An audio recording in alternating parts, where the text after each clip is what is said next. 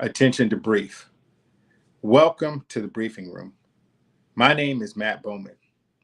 I spent the first half of my professional life briefing admirals, generals, and military leaders on all types of tactical, operational, and strategic war plans and war contingencies.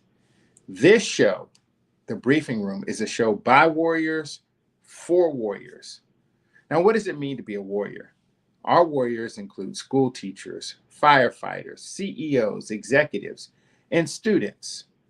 It also includes parents, parents who are trying to raise world-class leaders who can not only survive in this uncertain world that we're in, but also thrive.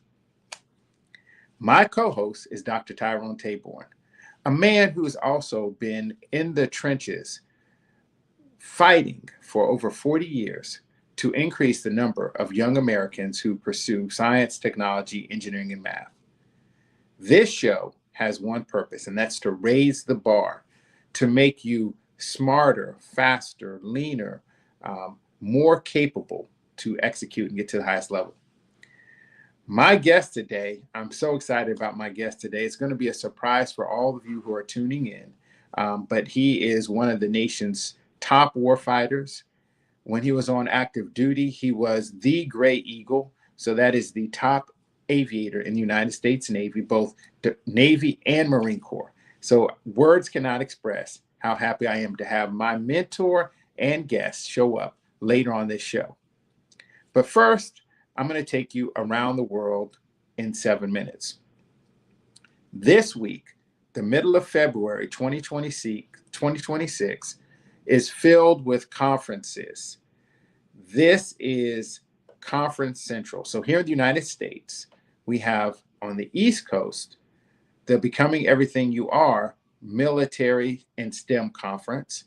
And on the West Coast, you have AFCEA West.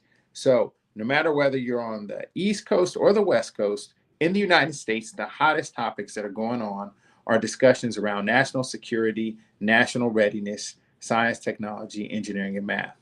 I am located now in Baltimore. If you could look out that window, you will see the inner harbor and all the things as we get ready for thousands of leaders, technologists, scientists, researchers, National Science Foundation, the military, all of us coming to discuss one thing, and that is the future of our nation.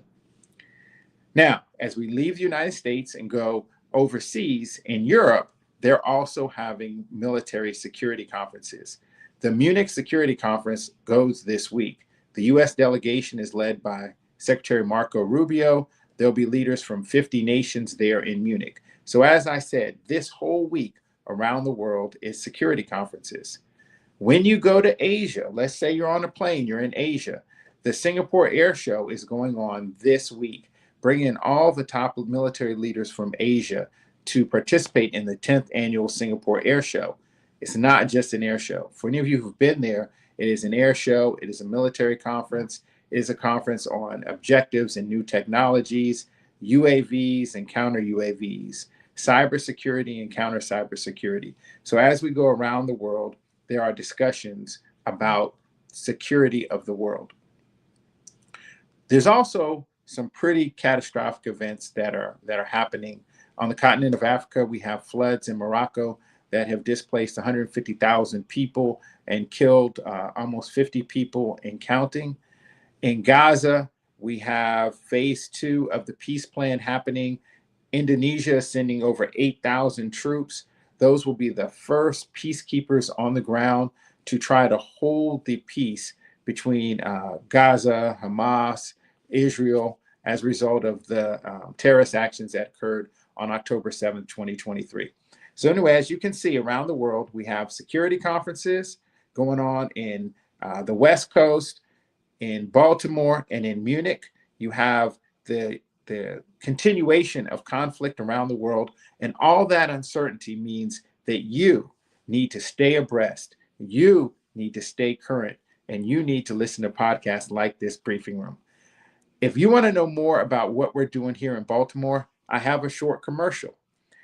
This is our 40th year of having this conference on STEM, getting more young engineers ready to help America stay on top. So stay tuned and observe this commercial. It's the moment in your eyes when the future becomes clear. 40 years ago, a vision was born. To break barriers, to celebrate brilliance. The hopes of what's in reach. From pioneers to innovators to tomorrow's dreamers, BEA has changed the landscape of STEM forever. Great minds, great people, great futures. Join us for BEA 40. Don't just watch history, be part of it. BEA, becoming everything you are. Become everything you are.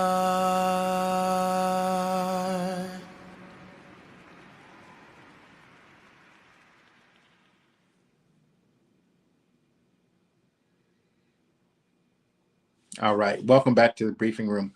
I'm your co-host, Matt Bowman, and my guest today is a legend in naval aviation.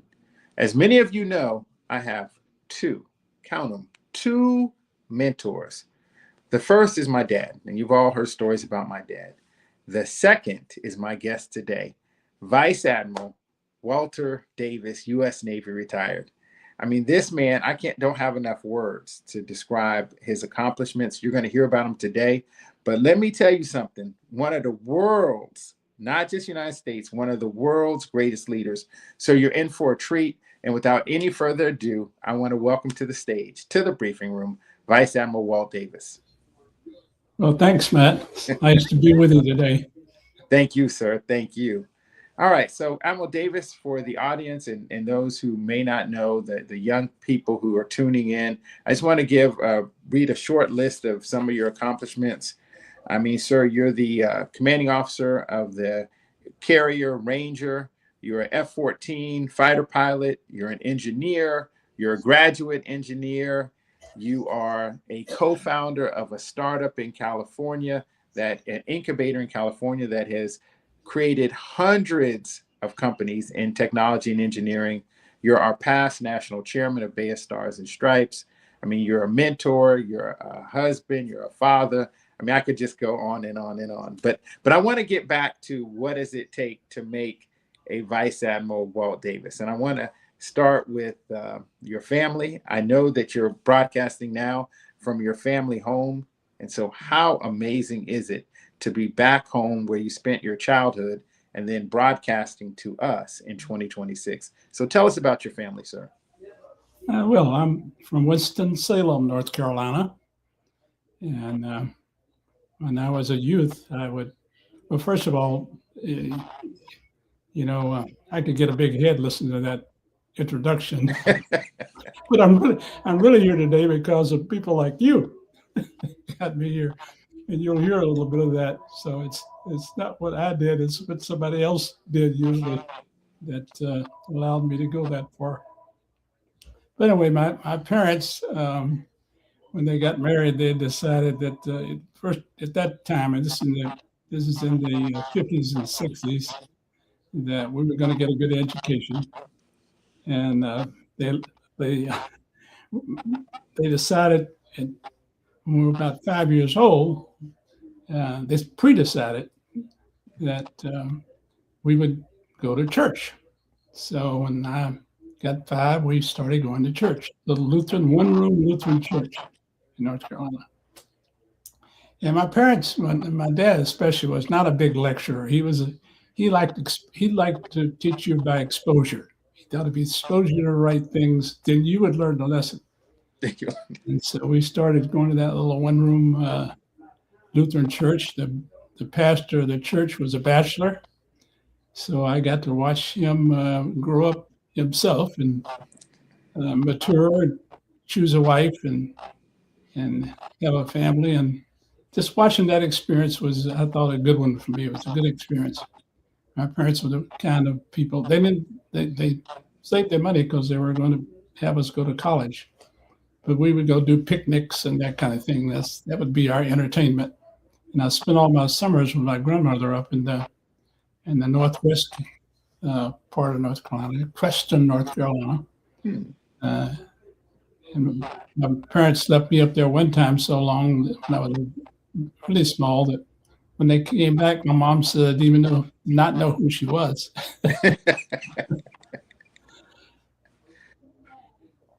So And sir, did you learn, what lessons did you learn from your grandmother up in Preston? I mean, that's just. Oh, well, my grandma, mom, that's where you really, okay, if you've ever been on a farm you already know this because you do farming, and farmers really depend on each other. And so when you go up there, the whole family works, by the way, and the whole neighborhood works. All the people on that mountain would come together when it was time to, they had corn there and they had string beans there. And when they grow that corn and string beans, and you have to hold them and you have to get them ready for the market, and you have to take them to the market. That would be a cooperative effort between all of everyone up there. So I got to see what that life was like. It was amazing watching that, but not something I would want to grow up and do. And how old are you at this point when you're watching the corn and the mountains? Well, as I said, I started when I was young enough that you heard that sea story about my mom saying I didn't know who she was. But so I started real early with that. At one point, I was going to get to go.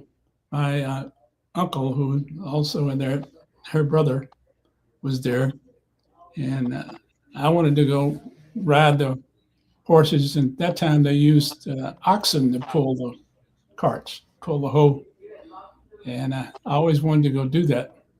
And just before I got to do that, my cousin had an accident, and of course that cut off that. My opportunity to that did not come.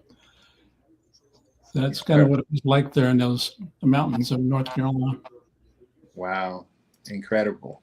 And so then, at that time, you had when I say all, I mean all. This was the only black family up there, so we, you were there with everyone, and everyone cooperating to make things work. But my grandmother was also in there. She liked the advanced things, so she was one of the first ones to have a telephone. And in those days, when you had a telephone, that meant you really just had that. You had the telephone, and everybody up there was on that line. Okay. So you could have your conversation, and if you picked up the telephone, you might be listening on somebody else's conversation.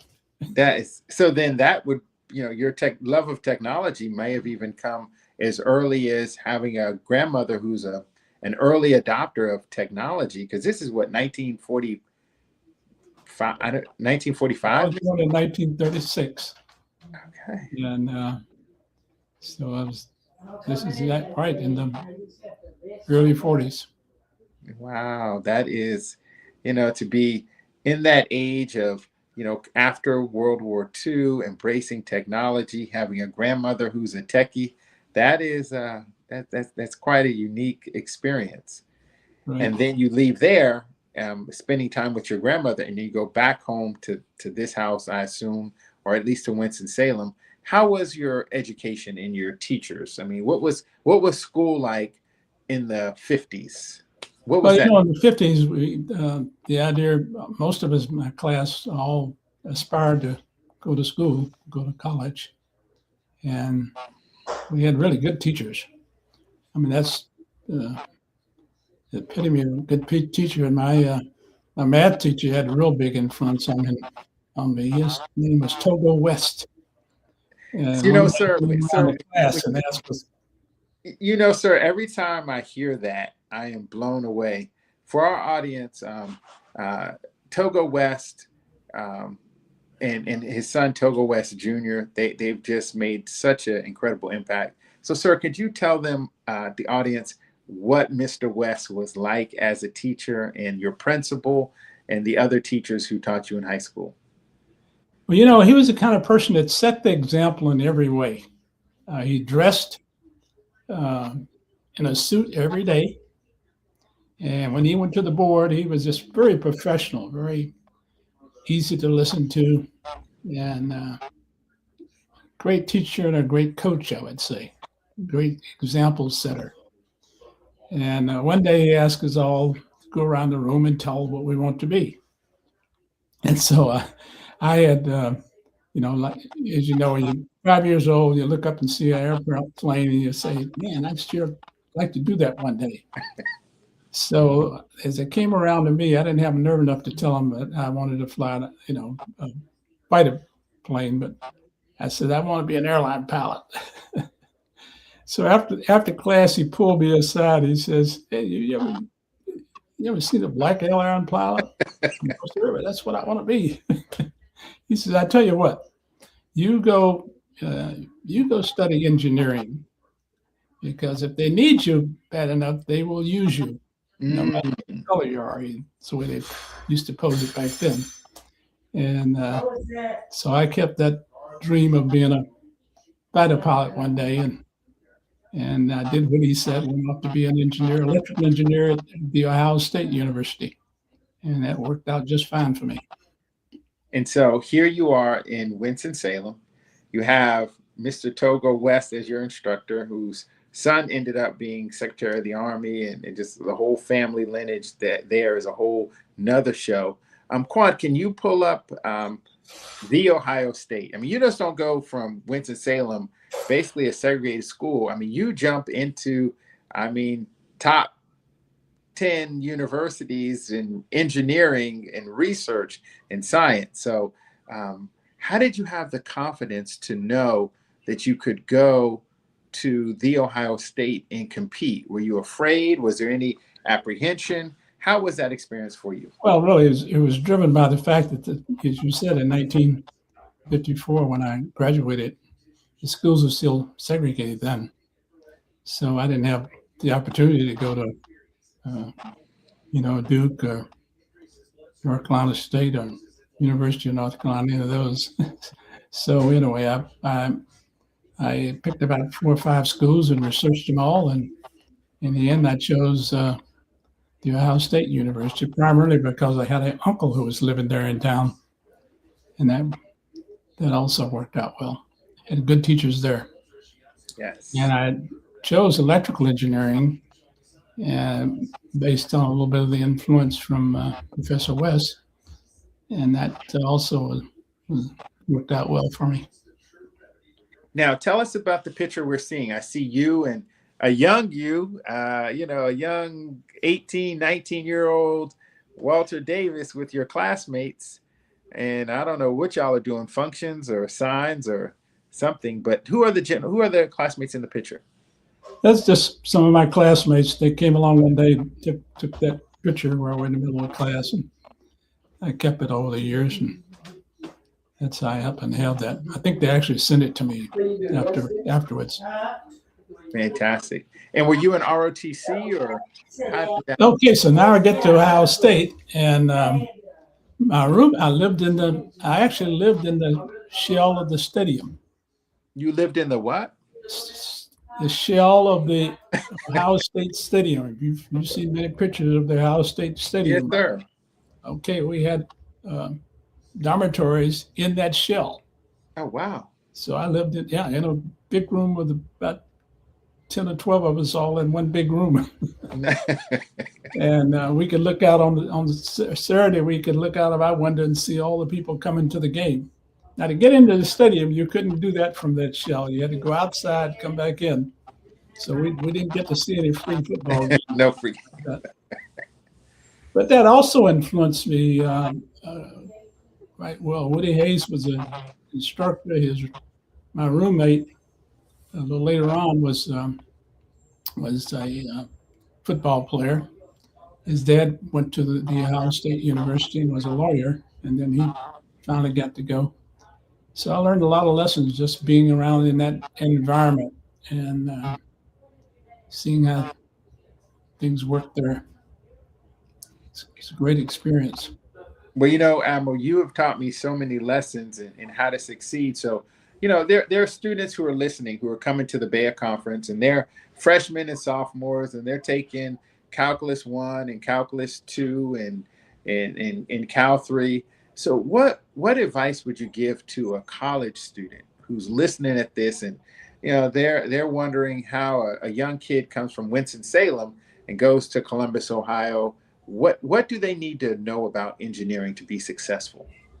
I don't think I know any more than anybody else. But what happens when you get there and you get to the class, that's when you find out, wow, this is not quite what I expected. So, you just rise to the occasion. Now, the other thing about this I went to school at the same time that the Korean War veterans were coming to school, and so I got exposed to folks who came there with a purpose, a real purpose. They had already been out, been in the service. Now they're going back and using their GI. They were focused. So I kind of used that opportunity, and that's who my mentors were. One of my chief mentors, by the way, that I glommed onto and studied with all the time was a young fellow who had already married, just the two of them. They just got married. And then I was there most of the time. I saw that, that was very helpful to be around people who are go through that maturity. All of us get to that point, right? When you get that maturity, but that time, a big draw at Ohio State was the what did they call the room place where all the students were together? The student union? Called it back then. But anyway, these guys went into that. They were there for a purpose, to get their degree, and I made use of that. Lucky. Excellent. So, when you talk about it, then I hear exposure, I hear focus, I hear discipline, I hear team, I hear mentors. And so you take all that, add determination, smarts, and then Quan, if you can pull up the next picture, I want to show this is your ROTC class, Navy ROTC. So class. Yes. So what happened here is I get up there, and a roommate, and the roommates were, a couple of them were in the ROTC, and I said, well, how did you guys get in this? And they told me, well, they when they were in high school, they came around and recruited them, and they came in the beginning, went into ROTC. Now, at that time, everyone was required for ROTC, and I was in Air Force ROTC, initially signed. So anyway, after I found this out, I went over to see the commanding officer of the ROTC unit and asked him, hey, look, nobody came down to North Carolina and told me about all this. And he says, well, sit down there and take my test, and if you pass, I might let you in. So that's how I ended up getting an ROTC. Okay. And that turned out to be a really lesson. We had a glider club at Ohio State. So I went out and participated in a glider club. What you do is you come out and work up to get the airplane up in the air, and then you get to fly too. So that's how I got my first flying experience, is flying gliders. And you'd pull that. We had a car frame with an engine on it, and a great big 18-cylinder engine that had a mile of wire on it. Okay. And that's how they would pull that airplane up. You'd hook that wire up to the airplane, and they'd rev that 18 cylinders up, and we'd get up to about 800 or 900 feet, and then we'd pull the latch and let the wire go. And then you could, it's no thermals in Ohio, of course, nice and flat. But you could fly for 10 or 15 minutes. That was a lot of fun. So Admiral, you're a college student. You're in engineering. You're in Navy ROTC. What do your parents think when you tell them you're going to get in an unpowered airplane and go up 900 feet in a glider? What did my parents think? Yes, sir. No, that's what they thought I would. That's what they aspired for me to do, to be an engineer. But when I decided, decided to stay and be in the service instead of going off to be an engineer from the beginning? Well, not even that, sir. The first time when you told them you were going to get in a glider, did they blink or did they say, "Okay, be safe"? Oh, I didn't tell them that. Oh, you okay. I don't think I called them up and said, "Hey, I'm going to go fly a glider today." Okay. But Nice. my very second flight. By the way, the way you do that, you get in the airplane, and when they pull you up, you have to stick in your lap, and so it's like a kite. That takes you up that far. Well, the second time I did it, and the instructor gave me you do it this time. And we got up about as high as a telephone pole, and the wire broke. Now, I wasn't even aware initially, but he slammed that, it came out of my hand because he slammed that stick forward. We fell basically about the height of a telephone pole and slammed in the ground so hard you can't believe it. Wow. It's my second flight in the glider. Wow. Listen, nerves of steel. So even after that experience of getting basically an emergency landing, you still loved it, still loved aviation, still wanted to do it, Admiral Davis? Oh, a glider is probably the most fun airplane to fly because now you don't have any engine sound. It's really like a little bit like being a bird. You don't, no engine sound. Now you always, you can't go up. You always, losing altitude, but a lot of fun to fly. Nice. And so then here you are, you're at Ohio State. You're at that point, arguably a pioneer, at least in the Navy aviation side, and you're coming out of North Carolina, where at that time, students coming out of segregated schools couldn't go to a Duke or an NC State, nothing like that. And then you get commissioned. Is that a commissioning photo I'm looking at? No, this is after I'm in my first squadron. That's my first commanding officer there on the left. And so that was my very first experience flying a operational airplane. All right. So this is after you're a winged aviator. So let's talk about flight school. We've had so many guests who talk about what it's like to jump from college to Pensacola. And I mean, it is, I have this Instagram post that says, I didn't want to go the easy route. So I decided to pick a profession that's harder than being a lawyer, a doctor, an engineer. And I chose aviation. So when you go from the Ohio State to Pensacola, tell us about flight school and how was that studying and balancing all the things you got to balance as a young professional? Well,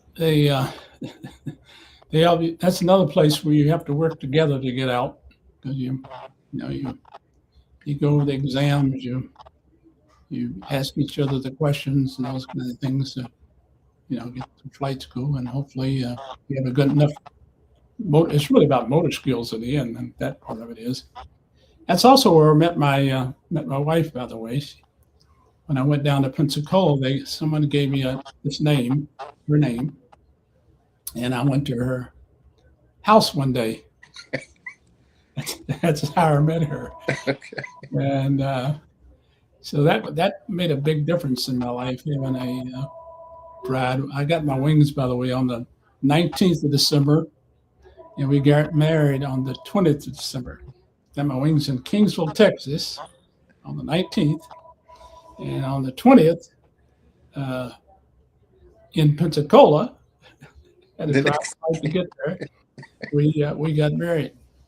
So we got together and decided, after we decided we'd get married, we said, okay, we'll choose Christmas time because no matter what happens, you need to be off Christmas, right? That's right. So it happened that year, there was lots of weather, and our flights was delayed. Finally, now I'm only a couple of days away from when I'm supposed to get married, and we finished.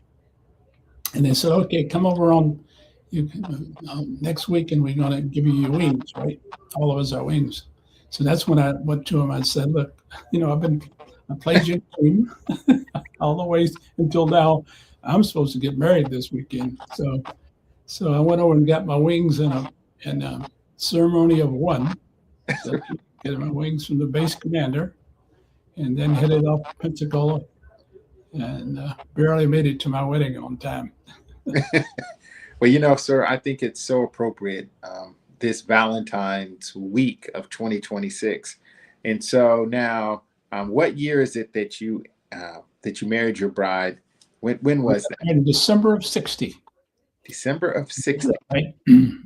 So you all are now And we had celebrating. to be, and we got orders, and we had to be in San Diego by the 1st. We actually got married, got in our little. By the way, I had a little MGTF. Is what I did. Okay. And my parents and her parents got together and says, you can't take your bride to California that big, right? So I had to go down and buy my first car, which was a little Volkswagen, and traded in my MGTF, and we started out going to California and that. Now, sir, I'm gonna go back a little bit because I think this is really an important part of this show, and an important part of your story is your wife. I mean, she's just an incredible woman. She's done so much. You all have been married now 66 years, and that is a long time to be married. So, what advice would you give to young professionals? What did you know that it would be 66 years later? When you sold your MG and bought your Volkswagen, what advice would you give on marriage and having a successful career? Well, I had decided when I was in high school and going to college that I would get married when I was about 35. Okay. And then I go down there and meet her, but now you're beginning to experience a little life. Life is a little bit more alike, right? And I said, the one thing I did recognize, this is someone I could spend the rest of my life with. Wow. And so I said, and by now you also, I call it baggage. You meet people and they've got a little baggage, right? Mm-hmm. So I said, hey, I better do this now when I know I have someone I can spend my rest of my life with and not wait around at 35 and I've got all these choices, but none of them are too good. That's right. So that turned out to be really, she probably adapted to Navy life much better than I would have ever even dreamed to expect. So that's helpful. A lot of the guys that I went through flight training with, they go down there, they get to be a fighter pilot, and then they get to meet a really great girl, and then they get married, and then she says, hey, this is pretty dangerous what you're doing. Maybe you shouldn't do this anymore. And I was very kind of never complained about that.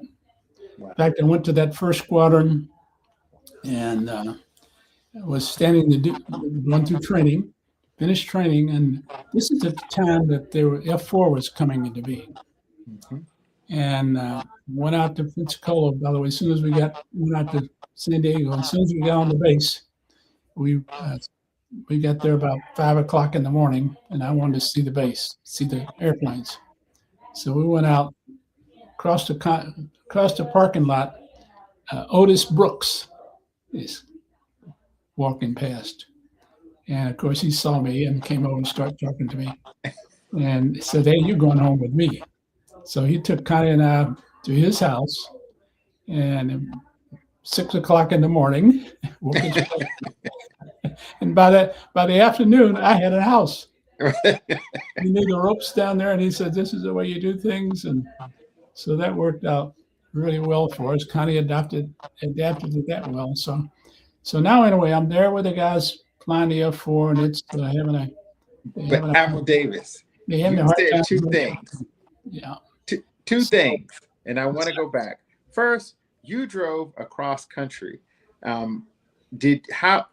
then, I know they had green books. So can you explain to the audience how the green book worked and some of the amazing people that you all met as you and your new bride drove across America? I just love this part of your journey.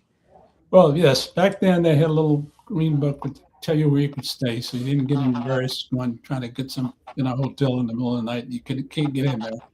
So these are the places they knew you could stay. So we ended up also, they were having a reunion, a mega reunion. What do they call it? Not conclave, I guess they call them, right? In San Antonio. So when we got there, we got a place to stay through the fraternity, and turns out it was a older lady, and meanwhile, Connie got exposed to some bug or something on the way out, and she was sick. So this lady really did a terrific job at helping me take care of her.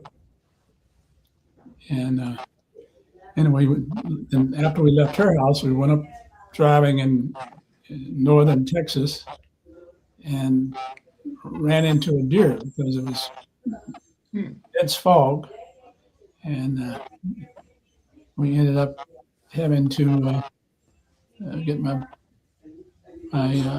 car a little banged up. My brand new with one of the lights pointed to the air where we hit that deer. Right. We had a little bit of a challenge getting to California, but it all worked out in the end. Yes, sir. And then the second thing is, you said Otis Brooks. Can you explain to the audience who is Otis Brooks, to the ones who don't know? So Otis was there training in the F4, and when they first came out, all the fighter planes before then were single-person planes, and the F4 is going to be the first dual pilot in the front seat, and then what we call a RIO, radar intercept officer, back in those days, in the back. And Otis was no one had that experience before, so they got these older guys, a little more mature. And Otis had flown in one of the other airplanes that had radar in it, and so he was there training to be in the F4 squadron, and that's how I got to meet him. Fantastic. Living history. So, sir, the other thing that we talk about, these are some of the lessons that I've learned from you.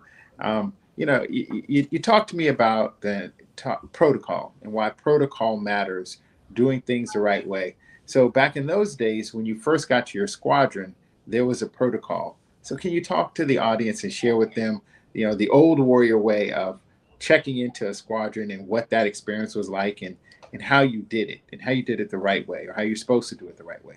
Well, I won't say I always did it the right way, but I learned the protocol. So I know I had marvelous COs, and you made your calls made in return. You did all those things. So we'd read up on that and try to do it the right way. Just like the next day, you're going out and doing your fighting. The difference in probably civilian life and military life, the people you play with and the people you work with are the same. That's right. The social events you go into are your squadron parties. So that makes a big difference. And the protocols teaches you how to do all that and do it the right way. I love it. Sir, the young people that are part of Bay of Stars and Stripes, we have a career day, which you and our founders were so influential in starting. For the audience, we're going to go to a commercial. You're going to hear about the career day.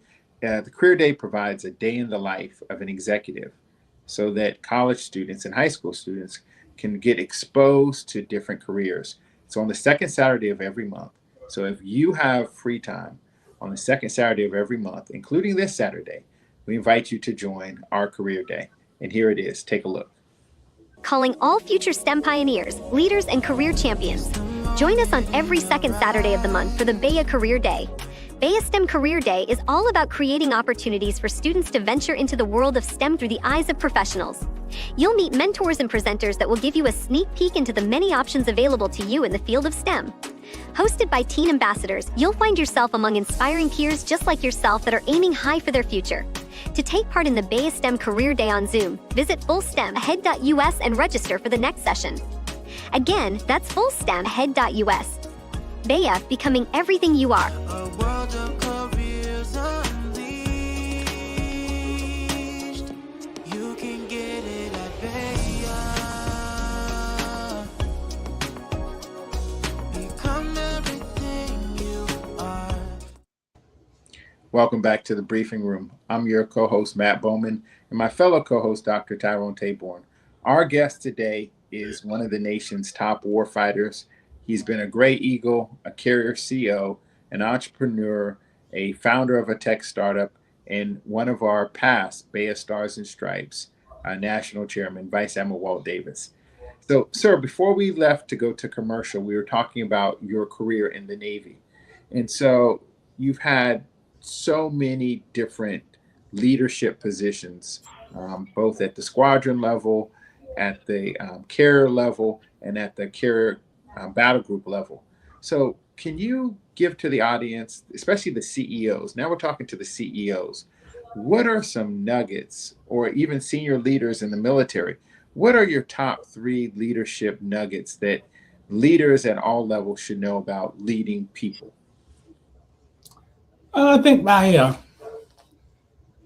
guess the biggest lesson I learned, probably, being in the service and doing all that, is, you succeed in the service because the team does well. So I don't care how good you are as an individual. If that team doesn't do well, then it's not going to work. Okay. And one of the biggest ones I also is at the top of all that is, I learned that, if you're the commanding officer or you're in charge and you're not enjoying your job, you're not enjoying what you do, then nobody beneath you is. So I always made sure that I enjoyed my job. Okay. Yeah. And I think that really helped over the years. So when I meet people like you've been through that experience, you know exactly what it's like. You could tell this story a lot better than I.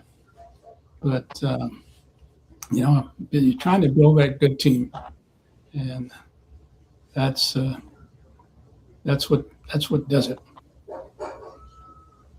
Any one of the stories that you share with me is that retention is so difficult for so many organizations. So when you look at whether it's a tech startup or a Navy squadron, any nuggets on how leaders can retain the people who are working for them for the good of the organization? I know we talked about enjoying your job, setting the example. Any other nuggets that you can give to the people? Well, the other part of this is when whoever that person is signed up, they have a family. Mm-hmm. And really it's about that whole, they can't succeed unless things are going well at home. So, before every cruise, for example, we get everybody together, even if someone just with a significant other, we all come together and we talk about, how it works when someone's deployed. Back then, by the way, we didn't have ways of communicating. Back then, sometimes you could get online with a frequency and talk to your loved one halfway across the world, but most of it was by letters. So, when the refrigerator breaks or something happens at home, they have to be able to handle that. And, most of the Navy wives you talk to learned how to do that well. And even teachers, I can remember one of the big lessons I learned, and hadn't thought about it before, is how do you handle it when you come home? So you've got a wife, you went away, and she ran that whole show while you were gone. And how would she feel if you came home and the first day you came home, you said, well, now I got it. Right. She's handled all that before, so you got to be careful of how you do that. Show that respect for what she's done, and you want her to feel like, hey, love to have you back, and helping with this now, but not like move over. I got it. I don't think your wife would take that. That's right. That's right. It won't work well with Dr. Crystal. No. Sir, Learning all those, that's also the fun of being in service. You get to learn all those lessons, sometimes the hard way, but in the end, it works out. When I got to, I was telling you about it being that first squadron, and now I'm sitting there. We finished the RAG. The F4 is not doing well. They don't have it at sea, and so I'm sitting there one day having the duty, and my commanding officer comes in. He says, "Go home and pack your bag. You're going to sea." I'd been flying the F3Hs that whole 9 months. For 9 months, I flew the F3H, which does the same thing actually. The F4, except the pilot does everything. And it wasn't known as a very safe airplane. But anyway, had some good experience doing that, because I could do that whole job then as one person. So one of the pilots, Kirk, had hit the ramp, and unfortunately lost his life. So he says, "I'm sending you over to replace him." This is about 3 months before Connie was, about 7, 8 months pregnant at the time. And so they sent me over. So I was away when my first daughter was born. And her mom came out to be with her during that time. Big long story short, all those things worked out well. It was a good experience. It shows you need to be loyal to what you're doing.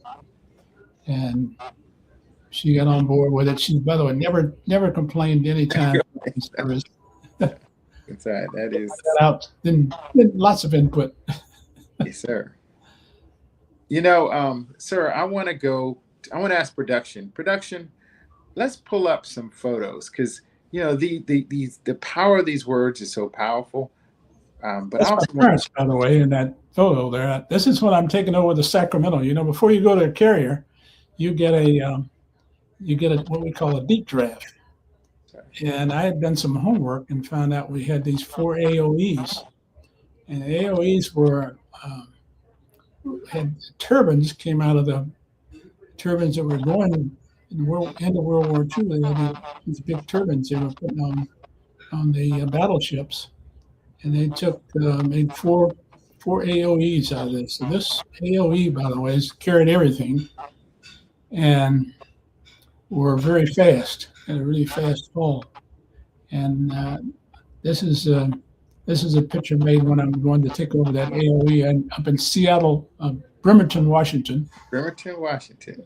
And that year they had snow there when I got there, and first time I'd seen snow standing on a ship. That's my parents and I with some of the ships there in the background. Beautiful, beautiful family. All right, Quan, let's go to the next one. And so tell us about this. I mean, you're a fighter pilot. You've done all this, and now I see Tom Cruise on there. And tell us this story, sir. Oh, the movie that Tom Cruise, all the interior scenes were made on Ranger. And in fact, we had, they would even hang up on the gangway, they put USS Enterprise, right? I had one of the days while they were doing that filming, one of my wives was coming over to the ship, and she couldn't find it because the ship was camouflaged to look like Enterprise, right? The Enterprise name on it. Well, anyway, when I was on Ranger one day, the guys were telling me, "Hey, we got these folks coming aboard to do a movie, and this guy Tom Cruise is going to be the headliner for the movie, I guess." Anyway, so one day I went down and watched him film, and got to meet Tom and talk to him a while. And went home and told that story to my daughter. This is my youngest daughter, Kim. And she said, "Dad, Tom Cruise?" Up like that. I said, maybe I should take advantage of this. That's right. Went back and asked Tom, say, "Hey, Tom, you want to come up and have lunch with us one day? Bring my daughter over." So that he came up and had lunch with me, and that's a picture. You can see she's as tall as Tom is. Wow, how cool is that? How amazing is that? That Yeah, he's is, a nice guy, by the way. He sir, was nice, quiet. that is fantastic. And this is, and now are you the CO of the Ranger when this happens? I'm CEO of the Ranger when this happened. Okay, all right. It's like Well, you in know, the for the mid audience, 80s. yes, sir. For the audience, just for a historical perspective, you know, you can count on one hand the number of of men who've commanded aircraft carriers. Well, probably on like less than 200, probably less than 500 men have commanded aircraft carriers, and only 2 African American men have ever commanded aircraft carriers to date. And so very, very proud of that accomplishment for you. And the way that you did it was just stellar. So can you talk a little bit about what is it like to be the CO, commanding officer of a U.S. aircraft carrier? Well, it's a now you've got a 5,000 man team. That's what it's like. And then, but the same things count. On that 5,000 man team or a 20 man team, if you don't have a good team, then it doesn't work. So you spend most of your time building the skills of that team. That the other, this is a lesson learned. I learned from someone else. It's 5,000. Is a lot to get around to, and so every day I would see the new people because I want that sailor to go home and see what he reported to his ship. You know, the next day he saw his commanding officer. They did a lot of things for me too. So now I get, you know, remember that treatment I told you I got from Otis Book? Yes. So, you know, the crew was encouraged to do it that way. give that sailor who just came in last night, because they know he's going to be up with the commanding officer that next morning, right? So they would not want me to hear that. The sailor reported at 3:00 in the morning. We didn't have a bunk for him. Well, you know, one of those sad stories.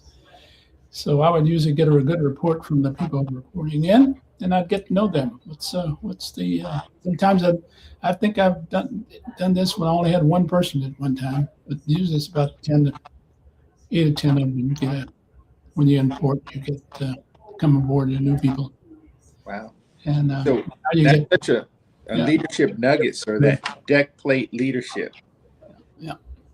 Yeah. You spend a lot of time walking around and getting to know folks, getting down to engineering, because those, you know, we would have when I was operating off the coast, we would usually have about 8 or 10 visitors coming out, you know, VIPs the Navy wanted us to show what we were doing. And you know, and they would like to go around the ship, but they seldom got down to engineering. Okay. You know, you got to get down there and make sure the engineers know how important they are. They're very important to you, right? Exactly. So now, did First Lady Barbara Bush get down there? Is that her in this picture?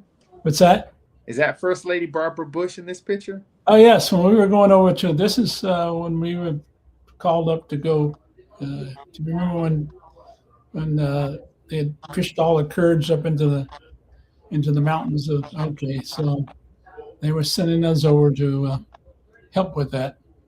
And she came down to send us off. Wow. A send off by the First Lady. I mean, you know, you got First Lady Eleanor Roosevelt active, really all the First Ladies active in this. So what a powerful picture. Well, and she was really good. I mean, she could get up on that deck and walk through all those folks and stop and talk to them. And it was, you know, it had a good impression of some of the politicians, because they understand what it takes to. That's my, if you look to my right over there, that's my XO. And with those two, as we're giving her a little view of the ship. And then later, I had a picture of that. Later on, she goes up on deck, and I had all the sailors up there, and she walked through all of them. Nice. Very, very nice. All right, Quan, next picture. Tell us Yeah, about this picture, sir. that's my mom again.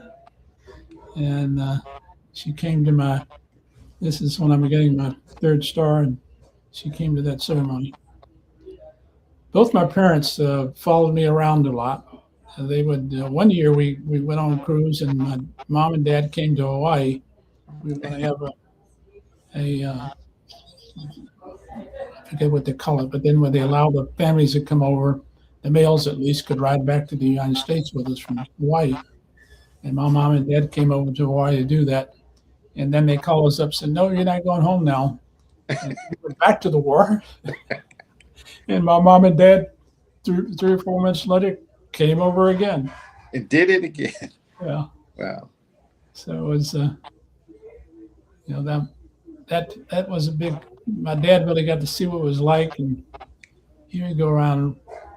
If he found anything wrong, he would let me know. Yeah. Well, sir, this has been a fantastic Navy conversation. Thank you for sharing your story as a Gray Eagle, as a young man from Winston-Salem all the way to San Diego.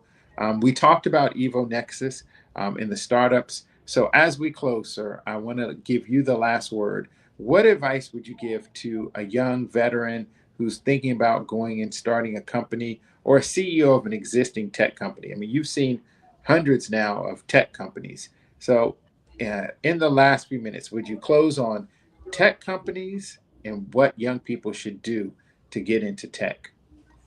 Well, again, it's about exposure. So you get to go, if you get I really advise, that's why we started some of the programs we did for these guys who are engineering. And engineering really helps because you get, first you got to have a problem you want to solve. A problem needs to be solved. Let's say it that way. And then you take off and say, okay, if I can commercialize that, I can, make money from that too, right? So the idea is to come out and get that exposure, that you see somebody else doing it, be close to the folks who are doing it. We started this incubator. Rory Moore, who's a pilot also. He was a aerobatic pilot, and I met him years ago, and we started a company. And out of that, we took over one of the tech organizations here and started this incubator. And so what we do is they're on the scene the whole time. So we pick companies that we think can get institutional money in about 2 years, and we bring them through this program to do that. And that gives them that, other folks that are having the same kind of problems they're around, right? Physically, they're with us. And as we get to their challenge, we have mentors there for them. That's the nice thing about San Diego. All these retired folks out of have been successful. A lot of them out there, and they help us with mentoring. And so they can tell their stories to them and listen to them tell what the challenges they're having, and help with a little guidance, help with introducing them to another person experienced person who might help them with the technology if it's not working. So that kind of thing is that kind of environment. It's a really rewarding thing to do. Wow. Well, And sir, what we try to do for the BS students, same thing, exposure. Give them that exposure to, we're going to do this in 2 or 3 days. We have some bunch of mentors there. And, you get in to talk to folks that have already been there and done that before. And as you say, as you implied earlier, when your heart's beating fast after the experience you've had come into college and out of college, it's nice to have someone you can talk to that said, oh, yeah, I had some experience. And by the way, here's how I solved that problem. Here's how I used that engineering classes that I did have to help me with doing that. So it's rewarding to do that. Well, sir, we're going to close with find a problem to solve and solve it. I want to thank you for being on this briefing room show. This has been one of our best shows ever. So thank you. And for all of you who are here on the East Coast, the Becoming Everything You Are conference starts tomorrow and will run through Sunday. We have the leading technologists, scientists, researchers. So if you have a student who wants to be inspired by men like Vice Admiral Walt Davis, if you're a CEO and you want to get access to the top thought leaders and mentors, please join us in Baltimore today through Sunday. And we'll see you next week at the briefing room.